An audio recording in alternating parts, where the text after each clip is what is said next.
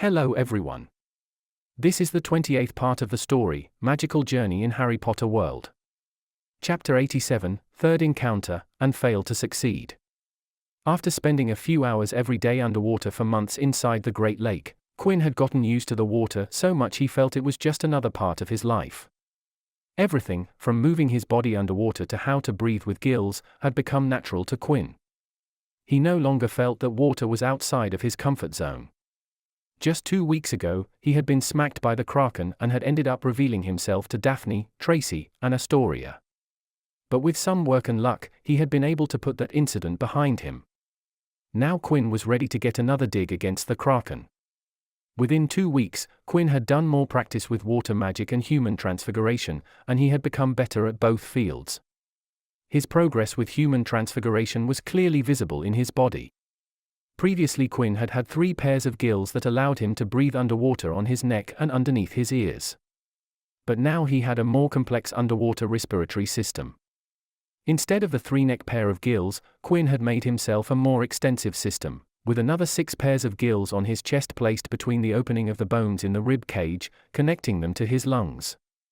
Inside his body, Quinn had opened up his windpipe to let water in and had layered his lungs to prevent them from getting irritated and protected both the bronchus, bronchioles network and alveoli branches from getting in contact with water. He had transformed his lungs into a water chamber where water could enter from his windpipe, reach the lungs, and exit through the gills, leaving behind oxygen in his blood. What prompted this change was that Quinn's body was large and needed more oxygen. Quinn had noticed that when he tussled with the Kraken he was getting out of breath, as he moved rigorously in the water and used a lot of magic. Even though Quinn was using water magic to move around, there was still a physical aspect to his underwater swimming. During his skirmish with the Kraken, Quinn had to make lots of movements quickly in a short amount of time, which left him feeling out of breath. That induced him to gulp down a lot of water to gain the sufficient amount of oxygen. It took some practice and reading, but Quinn managed to get it done, and even after performing crazy moves underwater, he didn't feel the lack of oxygen in his body. And now that he was ready, Quinn cruised towards the Kraken's primary location, while speeding at a velocity faster than the last time he had tried to get past the Kraken. This time, I need to find a sign of the area where the third vault is kept, thought Quinn as he pumped more magic to increase his speed. It's going to be different this time. And things turned out to be different.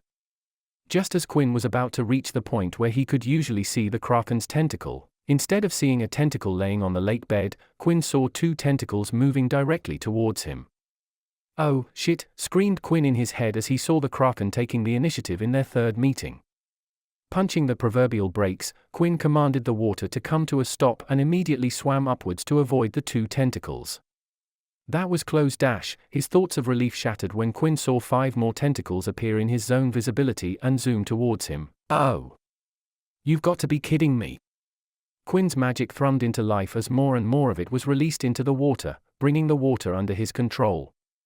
With the water at his service, Quinn swam at faster and faster speeds, making tight breaks in water and maneuvering sharp direction changes on the dime, all in the attempts to stay away from the grasp of the Kraken.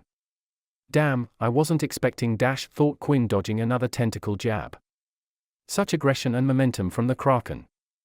As 7 tentacles wriggled and moved in the water, trying to catch something much smaller and weaker than them, Quinn was getting more confident in his ability because he wasn't feeling the pressure like the last time. Let's drop some freeze in here, thought Quinn as ice magic made another appearance, and walls of ice manifested from the freezing of the lake water, held in place by Quinn to deflect and block the tentacles that were getting a little too close for comfort. But because of the speedy casting of magic while evading the continuous and tenacious attack of the tentacles, Quinn could only create ice walls that could stop a tentacle once, and a second hit would cause them to crack and break. I need to find an opening to dive in closer, planned Quinn as he shifted to his left, avoiding an incoming tentacle, simultaneously creating 2 ice walls to block 2 tentacles. 1 ice blockade for the tentacle coming from the left and the second wall for the tentacle that he had just dodged, which was coming back from his back. Quinn swam up before the ice walls broke and alertly looked for an opening while still keeping an eye on the tentacles, because while he was successfully evading the Kraken's grasp, Quinn didn't know when the tables could turn.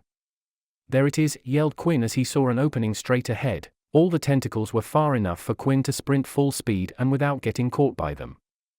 Just to be sure, he barraged a near 100 ice spheres in all directions in an attempt to stall the tentacles. Go! With a mental yell, Quinn zapped forwards, but not even 3 seconds in his full-speed swim sprint, 2 new tentacles appeared in front of Quinn. Hell no! Quinn had enough and clapped his hand in front of himself, and immediately the surrounding water with Quinn in the center turned black. Waves and waves of black erupted, covering everything in inky black. He had released so much magic in a low-costing color change spell that it was slightly visible on the Great Lake surface if someone was paying attention. To make sure that he didn't get in contact with tentacles by accident, Quinn dropped down to the lake bed and started to swim close to the surface. The damn kraken took me by surprise. Quinn wasn't a great fan of his current situation. He had been avoiding both of the actions he had just taken because of the disadvantage that they put him in. Turning the water into a color that reduced visibility did provide Quinn cover from the kraken, but it also heavily reduced away his own ability to see in the water. Plus, Quinn wasn't sure if the kraken had some form of water perception. If it did, then his effort was a waste. Second, Quinn avoided swimming close to the lake bed because it took away his ability to move downwards. He had been staying a good distance above the lake bed because that allowed him to move in any direction, a 360-degree movement possibility. But now, with him swimming so close to the lake bed, Quinn had lost a variety of evading options. Don't let it find me. Don't let it find me. Don't let it find me, repeatedly chanted Quinn in his mind as he carefully and silently swam forward. 3 tentacles suddenly came from above and stabbed the ground behind Quinn. Did it find me? Did it find me? Did it find me? Did it find me? Shit! He didn't know if Kraken had locked onto his position, so Quinn did what he felt right in the moment and kicked up the speed and darted forward, throwing zigzags every few meters. Quinn could hear the sounds of the stabbing of the ground by the tentacles. This told Quinn that Kraken had a vague idea of his location. But that piece of information wasn't favorable to Quinn, so he kept going, and finally Kraken's body. This was the first time in his months of starting his dives that Quinn had seen the Kraken's main body. It remarkably looked like a squid with an elongated tube-shaped body, large yellow eyes, skin that certainly didn't match a typical squid skin. It had that hard and rough texture, unlike the squid's soft outer layer. There were so many tentacles coming out of the Kraken's body that Quinn couldn't tell how many did it have. One thing that Quinn did notice was, it wasn't going serious against me. Even though Quinn couldn't count or even see the number of tentacle bases, he knew that there were far more than the Kraken had used on him. Kraken's eyes met with Quinn's, and at that moment, he studied Kraken's eyes. In those eyes, Quinn saw no hostility or anger of any kind. All he could discern in the holy yellow eyes was curiosity and interest towards Quinn. The Kraken saw in Quinn's eyes fascination, interest, and slight concern. The Kraken clearly had an idea of what the tiny human wanted. The tiny human child clearly wanted to get to the place that it was hiding. It knew that this human child knew of the place that it hid beneath its body. The Kraken knew of the vault because it knew everything about its home. The Kraken was the oldest of all living inside the Great Lake. The Kraken could be the apex predator if it wanted to be and wipe every being in the lake, but it didn't. All it wanted to do was to live its life peacefully. Even the colony of militant merpeople avoided the Kraken because of fear and respect. Decades ago, it had come through the waterway connecting the Great Lake to the ocean and ever since lived inside the lake. During its time here, it found about the place that he now guarded. The vault wasn't much to someone as great as itself. But to the little human children that came to the castle every year, it was dangerous. It had taken upon himself from getting humans inside there. It wanted to protect human children. So when this little child was clearly trying to get inside the dangerous place, it stopped the child twice, but here he was coming for the 3rd time, and he had almost slipped away this time. The beast and the human stared at each other for a moment of peace and stillness before the game of cat and mouse started again as tentacles rose to catch Quinn, and Quinn took off with water magic. Quinn, who had gotten so close to the Kraken, looked for a gate or entrance of some kind. He had gotten so close and wasn't going to let this opportunity pass away. It doesn't matter if the Kraken likes it or not, but I am going in there, thought Quinn as he dodged tentacles that seemed to increase in number and increasing the difficulty by another level. Where is it? Where is it? Quinn swam at top speeds around the Kraken, trying to find the vault and avoiding the tentacles at the same time when he came across a clearly carved design into the lake bed. Upon a closer look, Quinn was that it was some kind of tunnel partially blocked by the Kraken's tentacle. That is it. That must be it, smiled Quinn and immediately shot towards it in an attempt to get inside. Yes, celebrated Quinn when he saw within touching distance of the tunnel. But then his body snapped to stop, and Quinn clearly felt something wrap around his leg and pull him back. The Kraken had got Quinn's legs with one of its tentacles. "Eno," yelled Quinn into the water, but no voice came out. All he could do was see the tunnel getting distant from him as the Kraken's tentacle pulled him away. Scene break. On the lakeside, Quinn laid on the ground watching the afternoon sky. The Kraken had dropped him on the shore immediately after his capture. Quinn had been caught inches away from the tunnel and dragged away from the prize he was seeking. For the third time, Quinn had been bested by the Kraken. Both parties didn't want the other to get hurt and had taken the lethality out of their moves. And in that playing field, Quinn had been defeated thrice. Currently, Quinn was feeling a deep sense of failure. The goal line was in front of him, and he was about to reach it, but then he literally was thrown out of the race. The reason for that unusual sense of deep failure was because of the last year's events. Last year, Quinn had been taken over by the Sin Curse and taken for a ride that he clearly didn't sign up for. Even though Quinn had come out stronger on the other side, but the truth was that the second vault had utterly defeated him without even giving Quinn a fighting chance. He was defeated before he even knew the fight had started. So to make up for that humiliating defeat, Quinn wanted to cruise through the third vault and show that the results of the last vault were not his top ability, and that the icy vault wasn't a fluke. He wanted to crush the third vault without breaking a sweat. But even before entering the vault, Quinn had been thwarted thrice. "No." A barely audible whisper escaped Quinn. Quinn got up from the ground and stood up straight, looking at the lake with a straight expression, but there was a fire in his eyes. "Failure isn't the opposite of success," spat out Quinn with heat in his voice. He turned away from the lake and walked some steps away before turning back to face the lake and cracked his neck. "It's a part of success." He ran towards the lake, and as he ran, gills appeared on his neck and sides of his chest. Quinn jumped into the lake, and the second his body was fully inside the water, he opened his eyes, and the water surrounding him heard the command of magic. A calm envelope of water formed around Quinn, but outside of that water envelope, the water roared with energy. With a single thought from Quinn, he shot forward with full speed towards the Kraken. Not towards the Kraken, thought Quinn. He wasn't going towards the Kraken. The Kraken is a stepping stone. I am going towards that tunnel. I am going towards success. Within a few minutes, Quinn reached the Kraken's tentacles, and instead of going straight for the tunnel, Quinn landed on the lake bed, closed his eyes, and raised his hands. Failure, he was feeling. Determination, to get past the Kraken. Anger, of failing to get past the Kraken thrice. Serenity, he felt in the current moment as he focused on his magic. Resentment, towards the Kraken, who blocked his path. Excitement, of having his goal so close. Every emotion Quinn felt mixed together and touched his magic.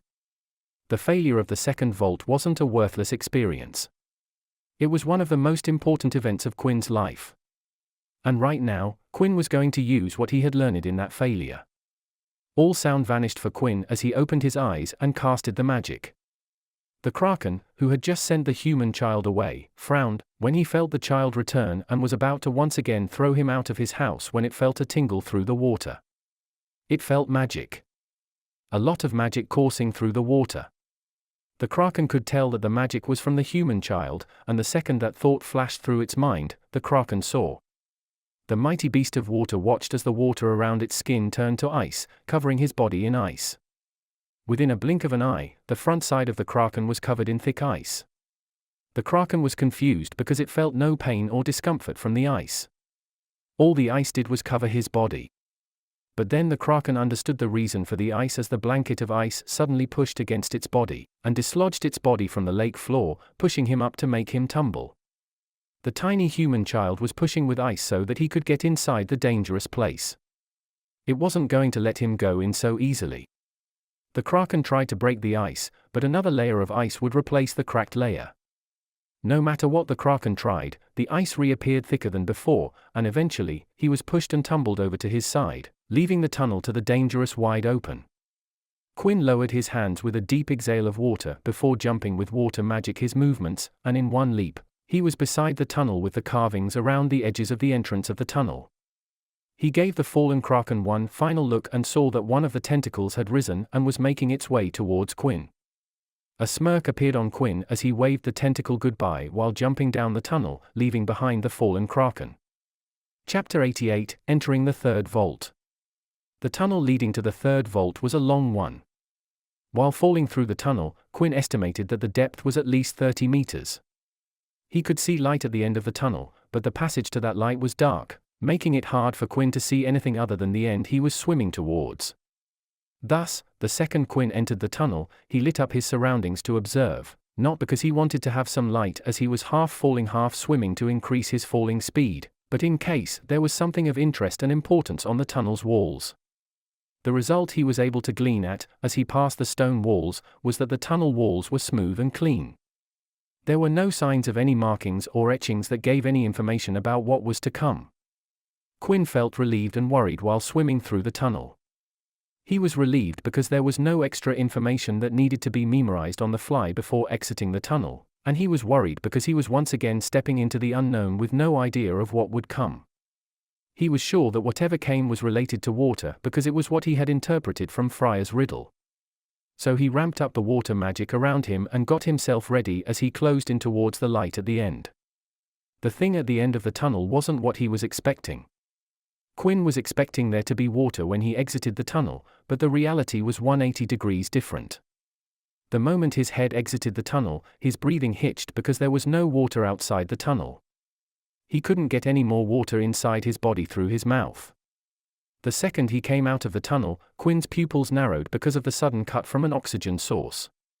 His respiratory system was magically transformed to work inside water, but that also meant that his natural respiratory system was reshaped and, thus, he couldn't exchange gases from the air. Quinn gasped for a solid 2 to 3 seconds before his mind caught up to what was happening, prompting him to reverse all the transfigurations in his body and went back to his human respiratory system. The water from his lung cavity was immediately gathered up and vanished so that there wasn't any fluid buildup, and when everything was cleared, Quinn took deep breaths through his mouth to get the airflow going.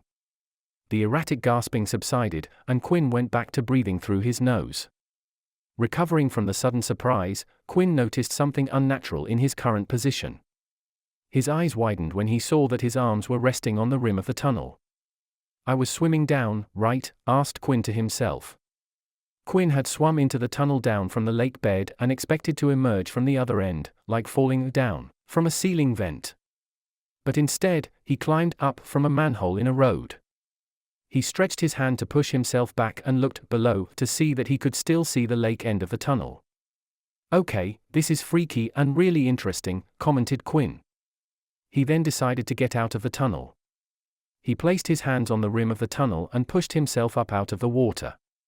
Standing on the edge of the tunnel, Quinn looked down, and even now, he could see the other side of the tunnel that opened up in the Great Lake.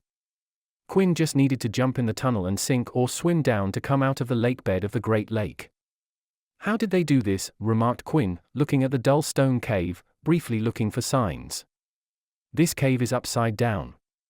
So cool. Did gravity somehow switch without me knowing?" "Water does mess up with gravity perception," holding his chin with his hand, Quinn speculated. "Or is the tunnel some kind of portal, and I am in a separate dimension? Ho ho, I will need to see what this is all about." Quinn wasn't planning to research further this topic before completing the vault, because if the tunnel was indeed a portal, then messing with it could end up damaging the portal and in turn, destroying the only known way to the third vault. After admiring the magical phenomenon, Quinn roamed his eyes all over the cave. Starting from the tunnel, Quinn noticed that not a single drop of water from the tunnel made its way into the stone cave itself. The tunnel was filled with water to the brim, but not a single drop had splashed into the cave after Quinn had pulled himself into the stone cave. "There is some kind of anti-water ward in here," observed Quinn as he looked at the dry cave floor and then looked down at his body. Not a single drop of water could be seen on Quinn's body. Combing a hand through his hair told him that even his hair was dry as if he had never swum his way into the cave. Yep, a version of anti-water ward, confirmed Quinn as he examined the credibility of his speculation by dunking his hand into the tunnel, and pulling it back to see that not a single drop of water had made its way into the cave on his hand. Does it mean I can't sweat in here, or do the hydrophobic properties only extend to the lake water? Scanning the other parts of the cave, Quinn looked up and examined the light source that illuminated the entire stone cave. It was a load of crystal sticking out of the roof, scattering soft water blue light all around the stone cave. A natural luminescent mineral crystal, and a blue one at that. Blue ones are so rare, slightly gasped Quinn. He had seen luminescent mineral crystals in his travels but had never seen the particular shade of blue like the one he was looking at right now. The luminescent mineral crystal could be replicated with alchemy, but because the alchemists were rare, artificial crystals weren't widely available. The people who hired alchemists didn't ask for glowing crystals when they could have an alchemist produce other, more significant things. Maybe I could make some of them for the living hall, murmured Quinn, thinking about how the living hall would look like in the light of a luminescent mineral crystal. Nah, I should make runic lights for the entire manor. At least that way, they could be turned off when not needed. Strolling away from the tunnel, Quinn wandered towards the part of the cave that had a room-wide, 3-step short staircase. The stone steps on the floor acted as a divider inside the cave. The cave before the steps was like any stone cave you could find in the wild, but the area after the steps was definitely man-made. Instead of the rough walls and ceiling of the first part of the cave, the second part of the cave had no partition between the walls and ceiling. All the surface part floors were melded together to form a dome. And at the furthest end of the dome, there was a triangular opening in the dome wall.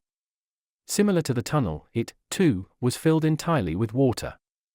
And just like the tunnel, there wasn't a drop of water spilled out of the triangular opening, despite the triangular opening standing vertically to the floor. Slowly descending the short steps, Quinn came across some movement because of the triangular entrance. The second Quinn stepped down for the last time, the stone sunk at some places to form engraved words in the wall. Large engraved words formed above the entrance to form the words. Poseidon's wrath. Words appeared on the left side of the entrance. Beware, challenger. Enter the entrance and you shall feel the wrath of God. This is not for the soft-hearted and weak. Think before entering because God's fury doesn't have eyes. Another set of words appeared on the right side of the wall that said, the trials are long and arduous. To understand the law, you, brave challenger, will need some aid. Wish it upon the water, and you will return to the safety, away from peril. Fluidly an orb of water came out of the water inside the triangular entrance and gently floated towards Quinn. It stopped a short distance away from him. The orb of water emitted faint magic. Quinn noticed that the words were on the right side of the wall.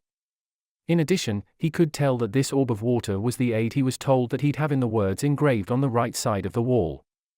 He walked around the water orb, observing it and carefully casting some magic to see what kind of magic was used inside the water. After some deliberation and internal debate, Quinn confirmed that the water orb wasn't harmful to him. No harm in giving it some help, shrugged Quinn as he stepped closer to the orb and gracefully lifted his right hand towards the water orb, and gently touched the water orb with his index finger. The water orb shone faint blue before the water rippled and went inside Quinn through his finger. Whoa! Hey! Whoa! Flippin' hell, exclaimed Quinn as he watched the water get sucked into his body, followed by a brief spike of light on his inner forearm. In a surprise, Quinn withdrew his hand and turned it over to see that his previously unmarked forearm now had a navy blue symbol on it. Quinn could feel that if he channeled magic into the emblem on his skin, it would trigger whatever magic present in the water that went inside Quinn's body. Not cool. I hope this isn't permanent, sighed Quinn as he rubbed his marked skin.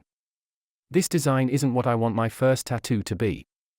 Hell, I don't even want a tattoo, exclaimed Quinn while shaking his head. Quinn closed his eyes while heavily exhaling, but when he opened them, Quinn had changed to a focused expression as he stared at the triangular entrance filled with water. Let's do this.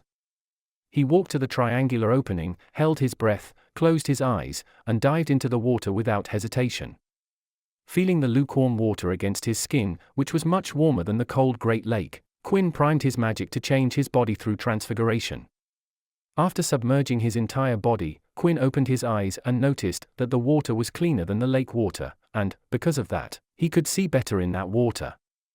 Quinn was about to transfigure his body to add the underwater respiratory system with Transmigration, when he felt the familiar feeling that he had felt many times in his life, especially during this past summer break. There was a tug on his entire body and the momentary lack of sensory input. He had felt the similar tug at least twice every day while he went back and forth between the West Manor and Cape Ading Gym.